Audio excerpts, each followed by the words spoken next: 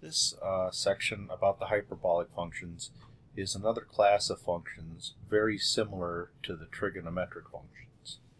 Now normally I would cut through what I'm about to do next and just put it on the screen, but I think it's helpful for you if you're going to be studying math, not just in this class, but in the future. So I want to show you some things that are available for free to use. One of them is this program called Geogebra. You can see it up here, Geogebra, something like a mixture of geometry and algebra. What I can do here, I can input an equation, come down, sort of like you would do on your graphing calculator, but it's better than what you can do on your calculator because I can actually just simply type an equation in here and it draws it. And you can see right here, we have, everybody knows this is the unit circle. Let me bring that up. Now the program I'm using is called OneNote. It allows me to write on the screen. You can see OneNote. So I'm going to come back here to this, and I would control, I do the Windows key, Shift, and S. We'll do that to the screen, and I can go ahead and copy this thing, like so. And then when I come back to OneNote, I can paste that in wherever I put my cursor. Maybe not wherever I put my cursor, apparently. Of course, I can move this thing around. A lot's going on, so you're going to notice it's a bit slower than most other programs, because there is a lot of stuff going on just in what I'm doing right now. Now, it puts a C, it labels the things. I could have taken that out if I wanted to, but I don't really care about that right now. I just want to get ourselves a circle. Everybody knows this is the unit circle.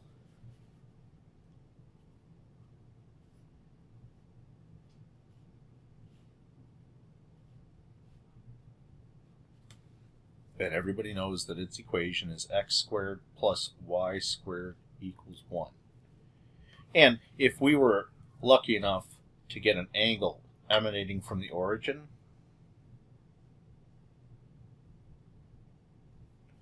let's say the angle is theta,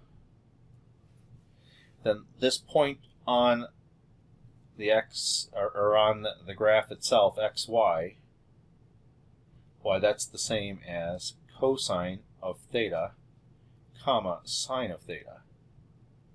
In other words, on the unit circle you have that relationship. X equals cosine of theta and y equals sine of theta.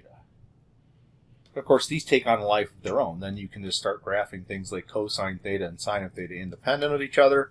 They don't have to work in conjunction to do any of this stuff. You've seen it a million times. What we're going to do is introduce you to a different collection of functions. Well, the title of this should give it away, hyperbolic functions. But just as these are called the trigonometric functions, everything is defined in terms of cosine and sine. Everything is.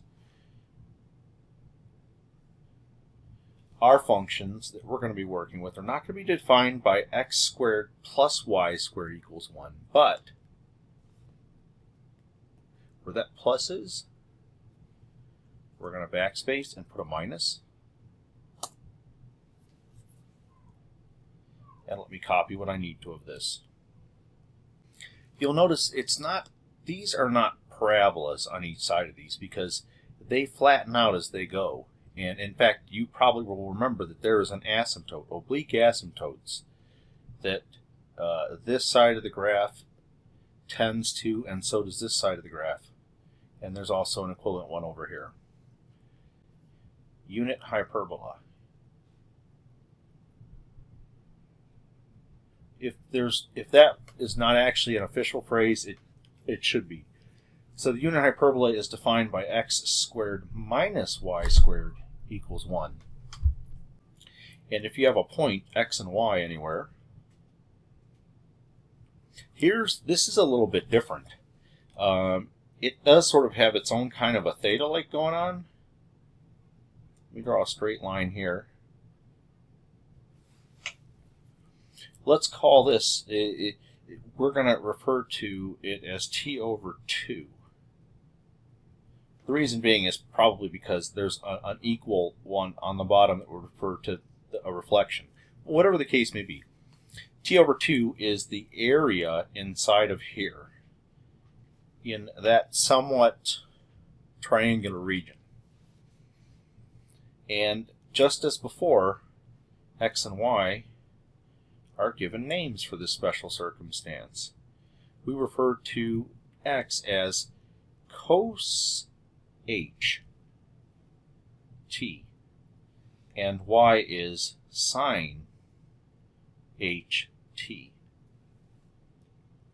And that t is the same t that happens to be measuring twice the area that is down in here. So what exactly does this mean? Well, it just so happens that x equals e to the t plus e to the negative t all over 2, where t is as given here, and y equals e to the t minus e to the negative t over 2. So, just as before, instead of use x for the first thing, I'm going to call it cosh of t is going to equal e to the t minus or plus e to the negative t over 2. And sin of t will equal e to the t minus e to the negative t over 2. This is referred to as hyperbolic cosine and hyperbolic sine.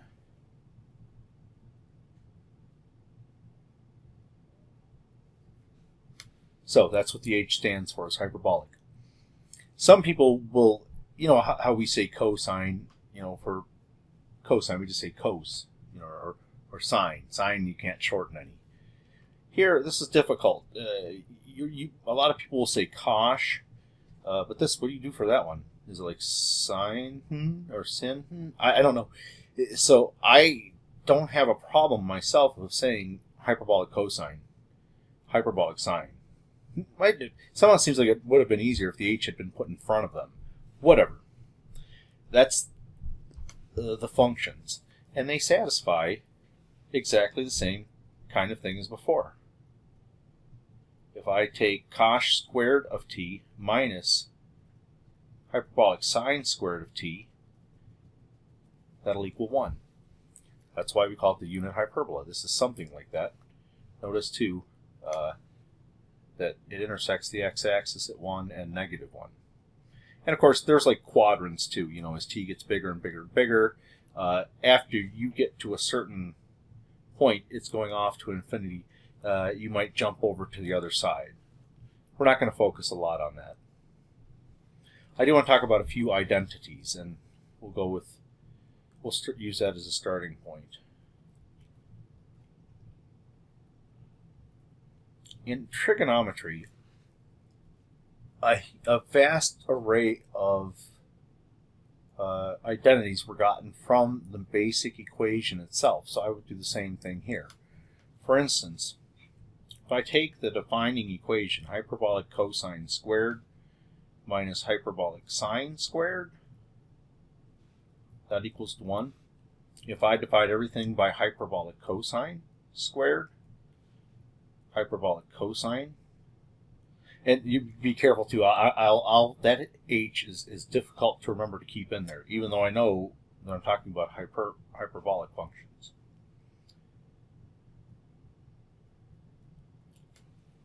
And this here, you get a 1 minus, well, what do you think this would be here? Well, just like with trigonometry, we're going to call this a tangent, and this will be called hyperbolic tangent. Hyperbolic tangent squared. Just like in trig, 1 over cos is a secant. So this is hyperbolic secant square root of t. So you can see we have a relationship just like we do in the trig world.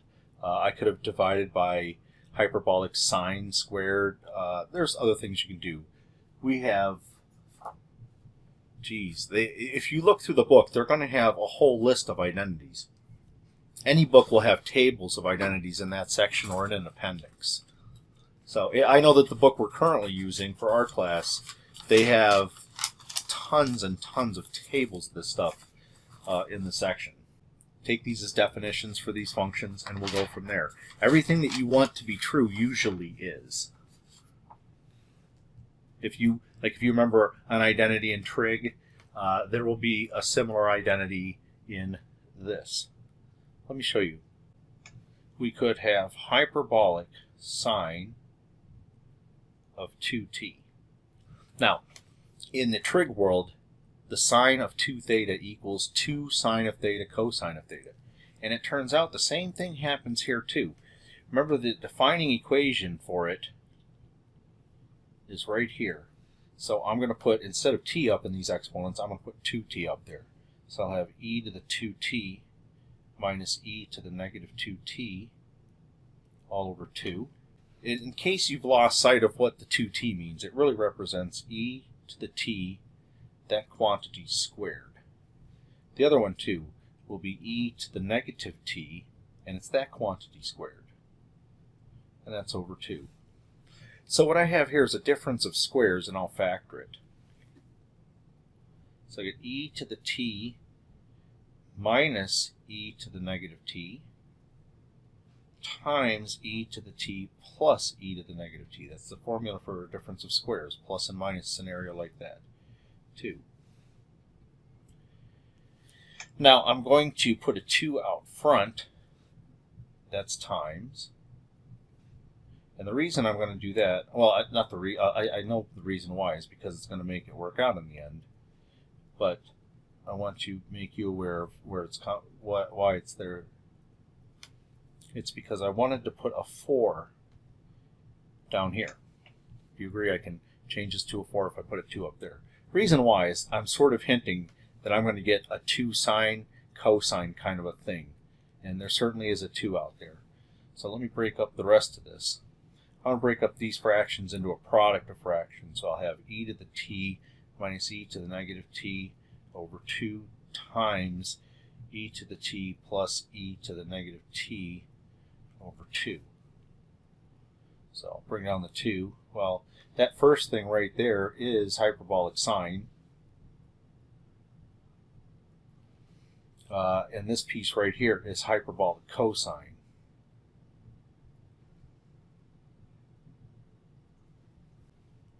So anyways, look through your book for bunches of identities like that. Then you got stuff like this. If I take sine, hyperbolic sine of t, or actually not t, but negative t,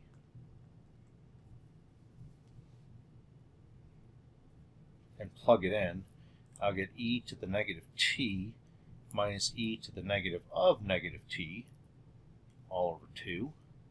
That equals e to the negative t minus e to the t all over 2. You notice this is backwards from the original hyperbolic sine thing. So I'm going to factor out a negative sign, and I'll get negative. I'll get a negative of e to the t minus e to the negative t over 2. And that equals negative hyperbolic sine of t. So what does that mean? Well, that means the hyperbolic hyperbolic sine is an odd function.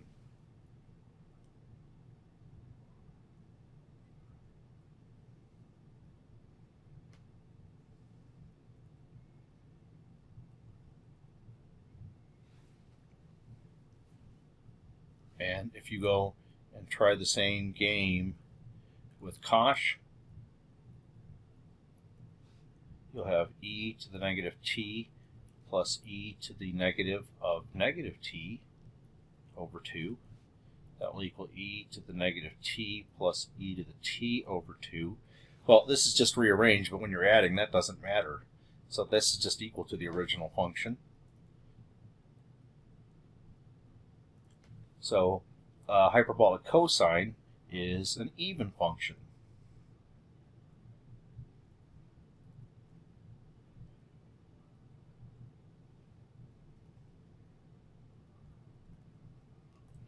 Okay, now at this point, forget the association of x and y. We're going to start talking about things like this. Like you normally do, we're going to drop the t just like you drop the theta, and we start talking about things like this. And hyperbolic cosine of x, etc. We're just throw x in as the variable. It really doesn't matter. T was a convenience to use at that one time. On your calculator, graph y equals hyperbolic sine of x.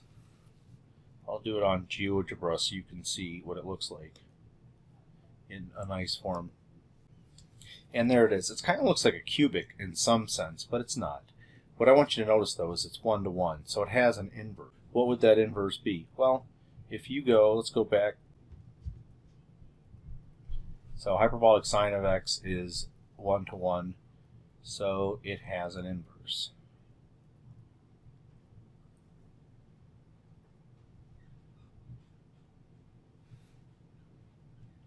So what is an inverse? Well, how do you find that inverse? Well, typically you do something like this. You go to find the inverse.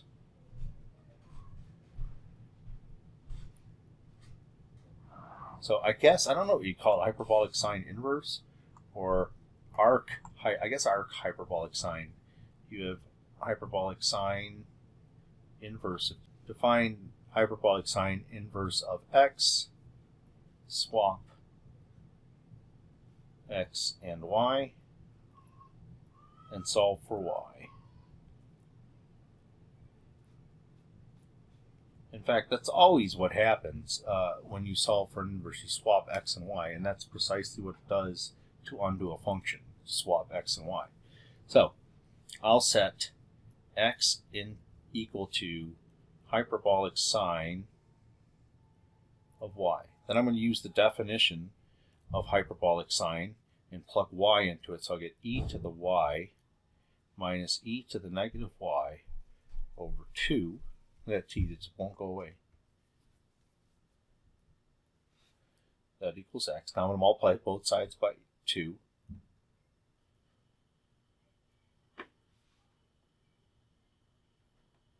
Now the trick always with these things right now is to multiply both sides of the equation by e to the y.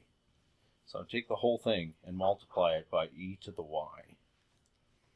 So I'll get 2x e to the y equals e to the 2y minus 1.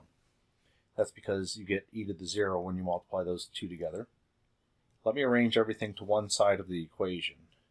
I get e to the 2y minus 2x e to the y minus 1, and that's equal to 0. You may not see it quite yet, but I'm going to try to make it evident in the next step. The first piece is e to the y, but the quantity is squared. Then on the second piece, I'm thinking of 2x, negative 2x as a coefficient, because I'm going to use the quadratic formula. If you can't see it just yet, think of it, let me put it just, if you call it z equal to e to the y, it's of the form z squared minus 2x times z minus 1. What that means is I can go to the quadratic formula, and my a is a 1, my b is actually negative 2x, and my c is negative 1. So let me do it way over here. E to the y is going to equal, remember how that goes, the formula goes negative b first off, so negative b is negative 2x. So I'll get 2x plus and minus, and then I'll take b squared. I'll do minus 4 times a was 1, and then c is negative 1. And all of that is over 2 times a.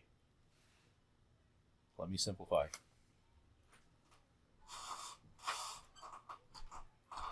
So here I'll get 4x squared plus 4.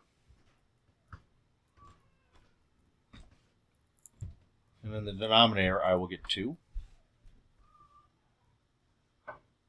2x plus and minus. I'm going to factor a 4 out of the square root. It'll become a 2.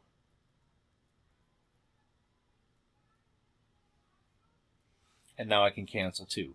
This is where those who are vinculum deficient and forget that the division line actually divides through the whole numerator may forget that I divide 2 into both parts of this. So I'll end up with x plus and minus the square root of x squared plus 1. And so I'll have e to the y equals x plus and minus the square root of x squared plus 1. Now, you've got two scenarios here. If x is positive and this is plus, this will always be positive. However, if x is positive and you decide to go with minus, this will eventually become negative because this quantity is slightly bigger than x. So, the reason I mention that is because e to the y is never negative. So e to the y is always positive, you are going to pick e to the y to equal the positive answer here, and just throw the other one out. Solve for y by taking the natural log of both sides.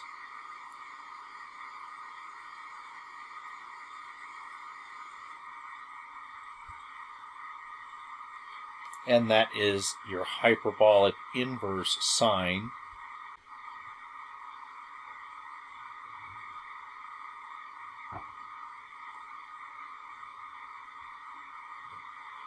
Your book will list several others of these.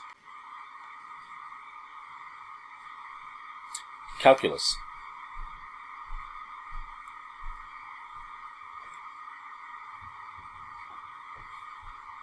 Let's calculate the derivative d over dx of hyperbolic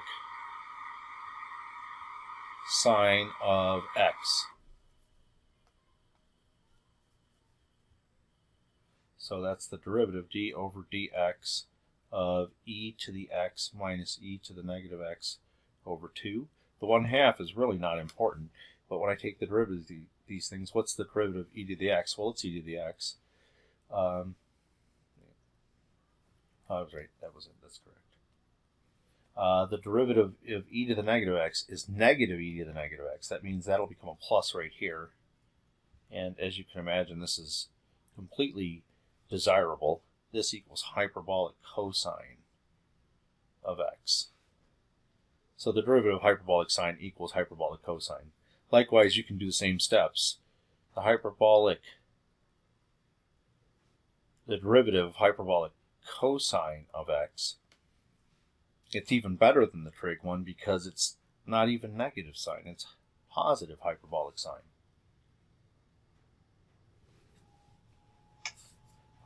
There's other things you could do, like let's take a look at tangent, hyperbolic tangent of t. That is hyperbolic sine of t all over hyperbolic cosine. Let me put that x back in there. And its derivative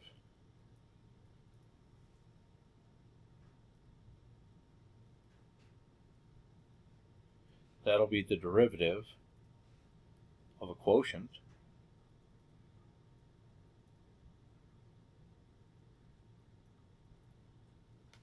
And you know how this works. You take the derivative of the numerator, that'll be hyperbolic cosine. You multiply by the denominator. Minus, then I leave the numerator alone, but I take the derivative of the denominator. And all of that is over the square of the denominator. So let's simplify a little bit here. I have cos squared of x minus hyperbolic sine squared of x all over hyperbolic cosine squared of x. Well, remember, this is the defining equation is that this stuff at the top equals 1. So that's 1 over hyperbolic cosine squared of x. And you notice I had to fix that t. And that's finally, that's equal to hyperbolic secant squared of x. So, well, you get the idea. You know, so once you have derivatives, you also have integrals. For example, since d over dx hyperbolic tangent of x equals hyperbolic secant squared of x. Since that's true, well, this immediately means that the integral of hyperbolic secant squared of x dx equals hyperbolic tangent of x plus a constant. Or since the derivative of hyperbolic cosine of x equals hyperbolic sine of x, then the integral of hyperbolic sine of x dx equals hyperbolic cosine of x. So you get all those formulas. Then as an example, let's call this example 1, if I ask you to do the integral from 0 to 10, you would, as normal, let u equal hyperbolic sine of x so that the du would equal hyperbolic cosine of x. And so this will give you an integral. I'll take care of the limits in a minute. That'll be u squared du. So you notice that one thing, when x was equal to 0, sine of x was equal to 0. So we put that in there. Now you're allowed to use these functions now too. If x equals 10, what is u? Well, u is hyperbolic sine of 10. And I don't really worry about it. I'll put it in, I'll figure out the number later if I really want it. But I'm allowed to use this, just like I can say cosine of 7. You're quite permissible. So just like anything else, I'm going to get 1/3 u cubed from 0 to hyperbolic sine of 10. And that equals 1/3 hyperbolic sine cubed of 10. And if you want to actually get a decimal approximation for it, have your calculator do that. The only thing is, some calculators don't have hyperbolic functions. You've got to use, instead, you have to use these things to get them to work. So we have integrals, we have derivatives. If I go from 0 to x, I say hyperbolic sine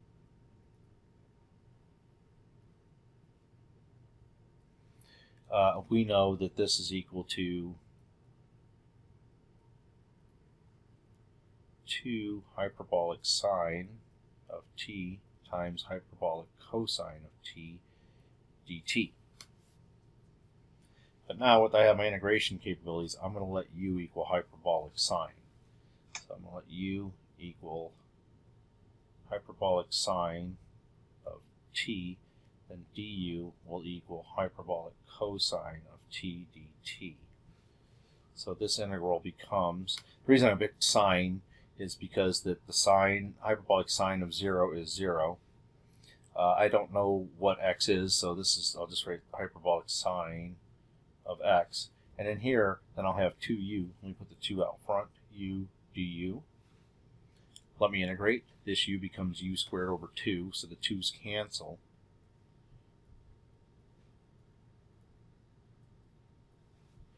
And so I'll get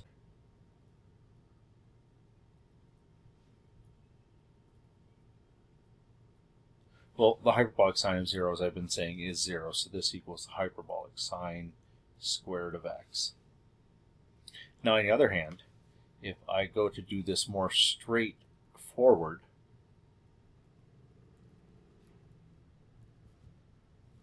instead of using that identity, I could let u equal 2t, and then du equals 2 dt, or 1/2 du equals dt.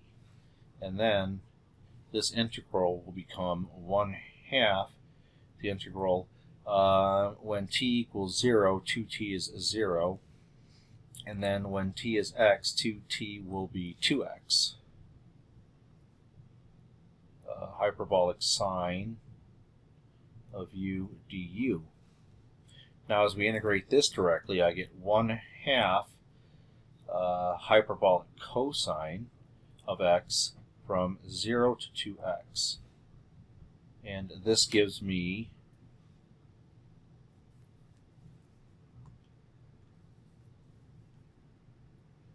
one half a hyperbolic cosine of 2x minus 1/2 hyperbolic cosine of 0. I'm going to leave this guy here for the time being.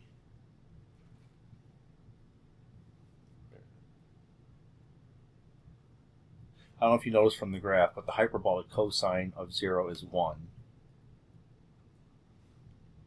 Now then, so that's equal, all that is equal to the integral of hyperbolic sine of 2t. But up here, I also had the same thing was equal to this.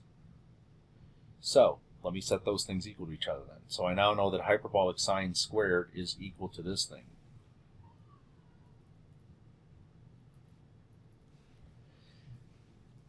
So what I'm going to do is I'm going to multiply both sides by 2.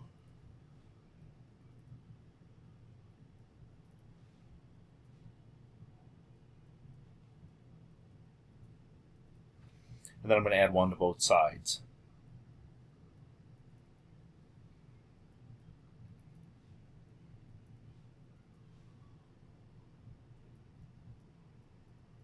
Now then, what I'm going to do is notice that 1 equals hyperbolic cosine squared minus hyperbolic sine squared. So you get 2 hyperbolic sine squared of x plus hyperbolic cosine squared of x minus hyperbolic sine squared of x. And that's equal to hyperbolic cosine of 2x. So then, 2 hyperbolic sine squareds minus 1 gives me 1. So I end up with cosh squared of x plus sin squared of x equals cosh of 2x. This identity is completely analogous to the other ones, but I brought it to you is because you can see that to derive an identity using integrals is already beyond what you did in trigonometry. You could also, these come in handy when you do something like this. If I want to do the integral of dx over x times 16 plus x squared, I already have a dx there. What you'll do, like before, while you're learning this stuff, is go to a table of integrals. In this case, your book has them. You'll notice that somewhere in there, in this section, in fact, over these things, you'll see an integral table item that looks like this.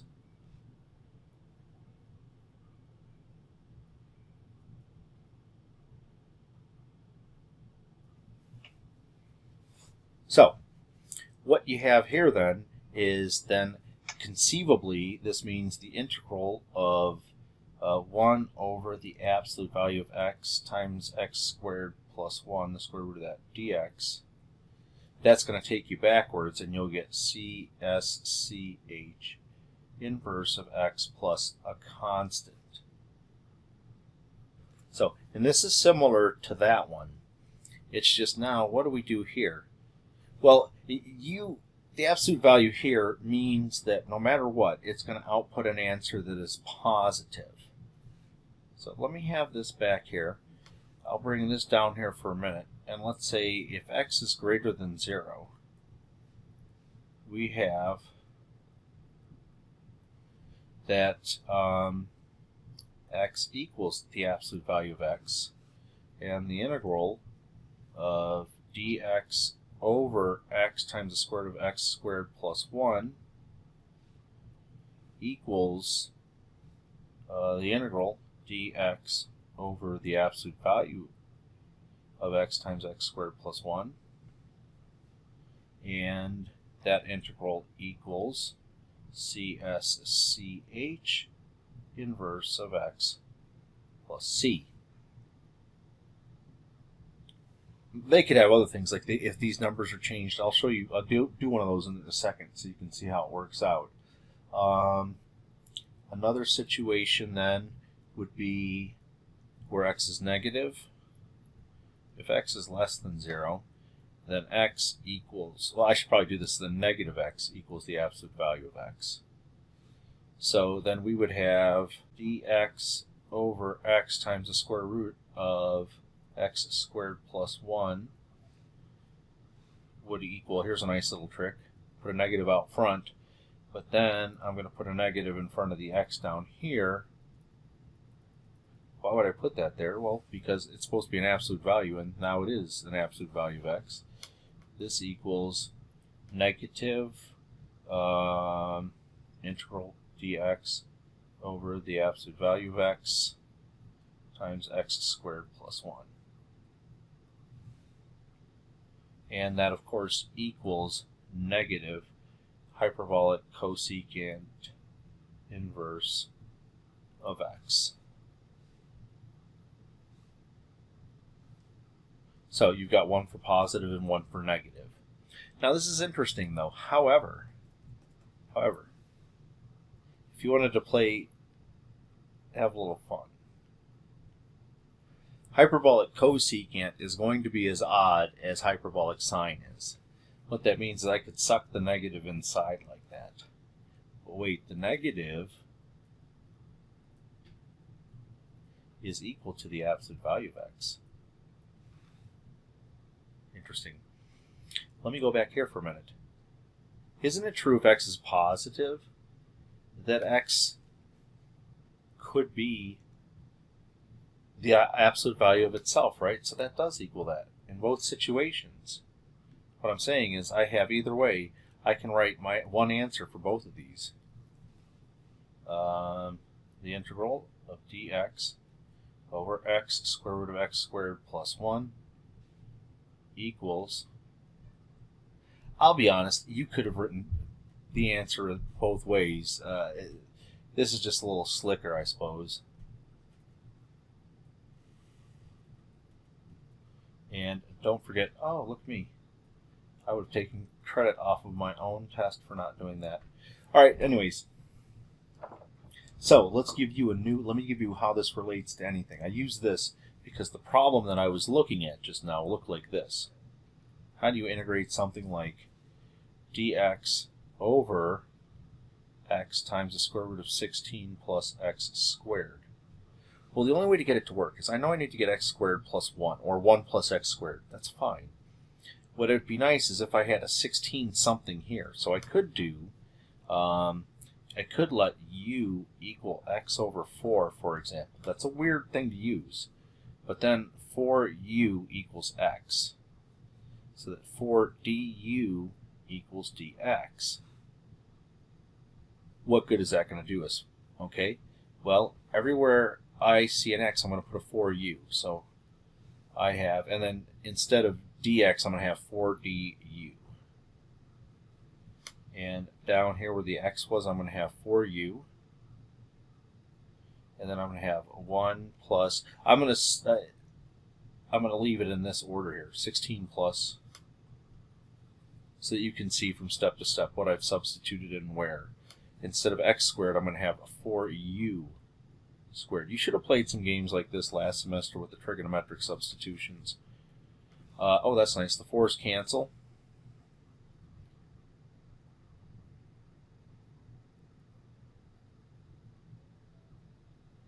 This is a good thing because now I can factor out the 16 from the square root. It will become 1/4.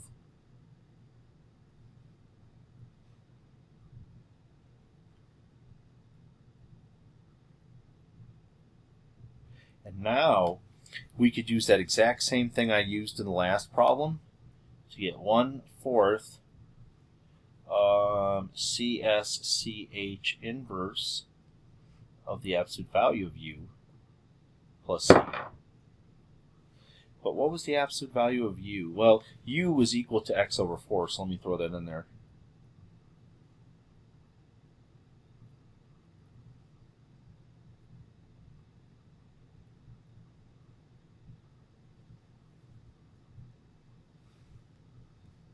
All right.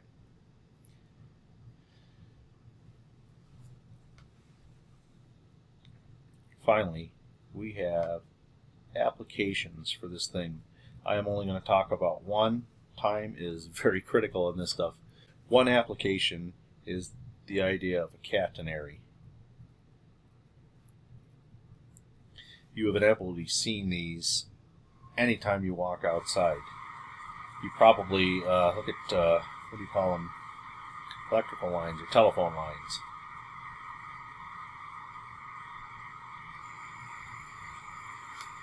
What do you typically have? Something that goes like this?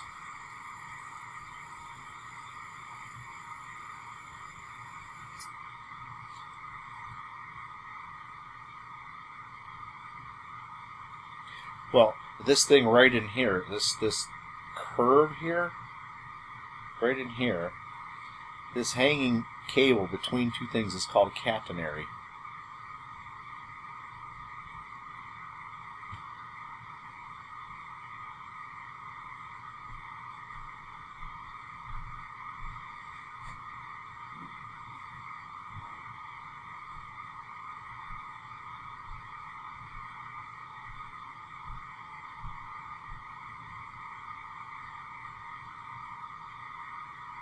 So it's a hanging cable between two poles. What these functions are used for is to measure things like the length of this, how much sag there will be, and things of that nature. You can imagine that's very useful if somebody is going to order, contractors, whoever puts these things up, is going to order cable. They're going to want to know how much sag to put in there, because if you try to tighten them up, there's going to be sag no matter what you do, and if you actually try to use machines to pull these taut, you'll actually end up pulling the telephone poles right out of the ground. So they know that they have to deal with this kind of a length, and they kind of like to know how much they'd have to buy in order to do, I don't know, a whole street or something like that. I'm just going to do one very focused example here and just leave it at that. It has other uses besides just this one, although this is the big one. Kind of like the trig functions are the perfect thing to model periodic things, like tides coming in or things bobbing up and down in the water, etc., etc. Two poles are 100 meters apart,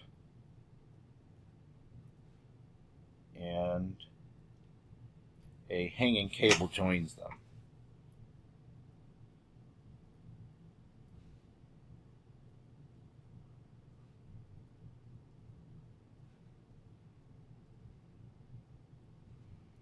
With a sag of 10 meters in the middle.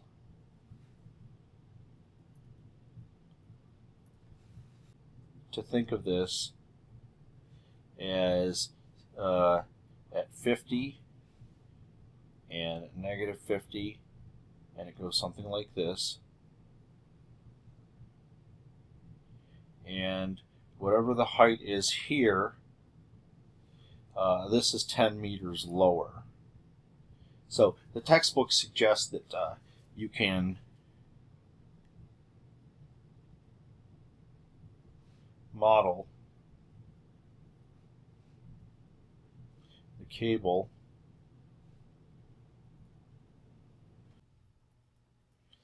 so I know that f of 0 equals f of 50 minus 10, because whatever they are at the ends, this is the same height, and in the middle, the sag was 10. I'll put a 10 here to indicate that was the sag in it.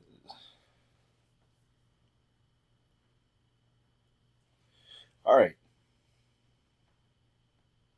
So f of 0 equals a cosh 0 over a, which equals a cosh of 0. Well, hyperbolic cosine of 0 was equal to 1. So over here is equal to a. And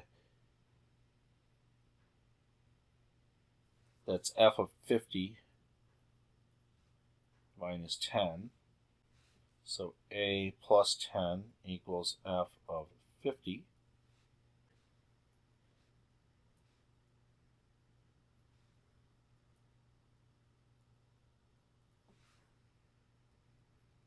I'm going to divide everything by a.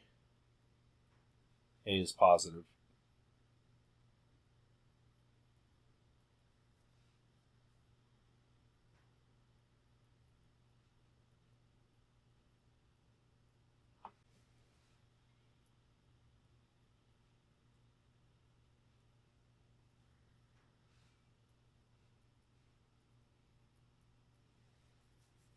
So I just did a little rearranging on that particular step there. Let T equal 10 over A. So what that gives me then is we have hyperbolic cosh of, that'd be 5 times 10A, so that'd be 5T minus 1 equals T. Now,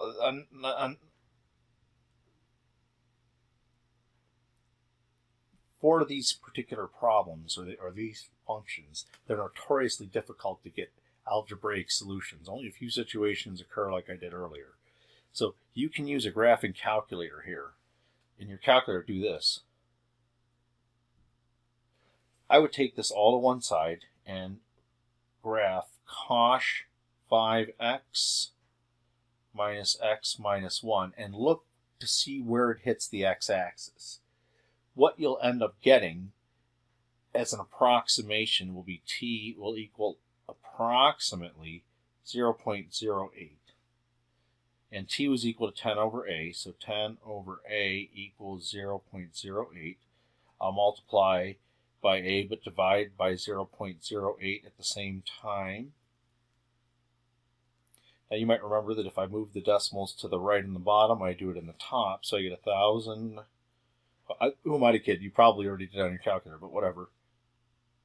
This turns out that this is going to be 125, which feels right.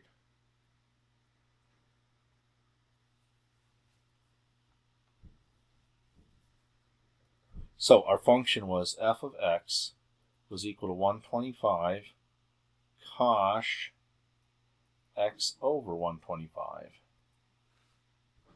Now here's the kicker. How long is the stretch of cable?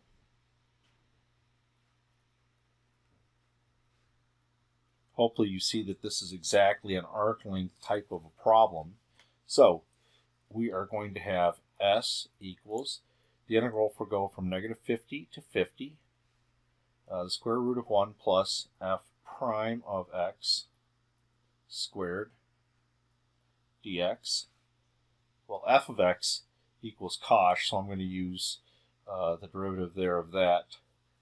Before I do one other thing, hopefully you noticed that the thing was symmetric about the y-axis. So I can instead do this. I can go 2 from 0 to 50. Oftentimes it's easier to throw in a 0 than it is to go 50 and negative 50. That's just my preference anyways. Let me put in my derivative. The derivative of cosh is hyperbolic sine, so I get 125 hyperbolic sine of x over 125. But then don't forget to multiply by the derivative of what's inside of here. And that quantity is squared dx. All right, get rid of these 125s, and we end up with 2, the integral from 0 to 50, 1 plus hyperbolic sine squared of x over 125 dx. Now you can either, well, let me just write the next step here. There's so many things that you can do next. Hopefully you remember that since hyperbolic cosine squared minus hyperbolic sine squared equals 1, that this quantity in here is hyperbolic cosine.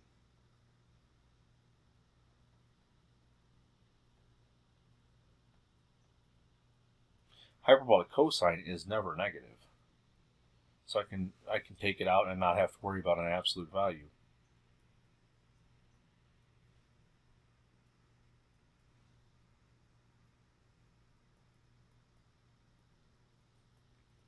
Now, if you let u equal x over 125, and then do the du combination, you'll end up getting 250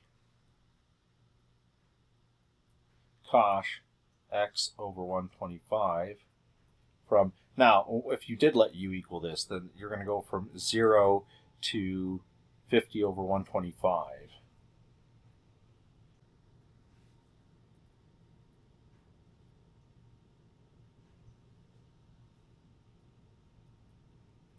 Now you can use your calculator here and have it do the work for you. I think I messed up here.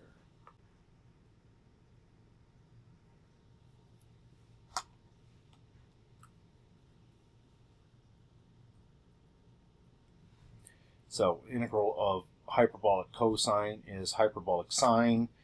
Some sort of a u du kind of a thing was here, but then I just put it back, which is not the way I normally do it. I usually switch the limits, but whatever. I just wanted to get this. You can go ahead and tell me what the decimal is. It doesn't matter to me. This here represents the length of that cable.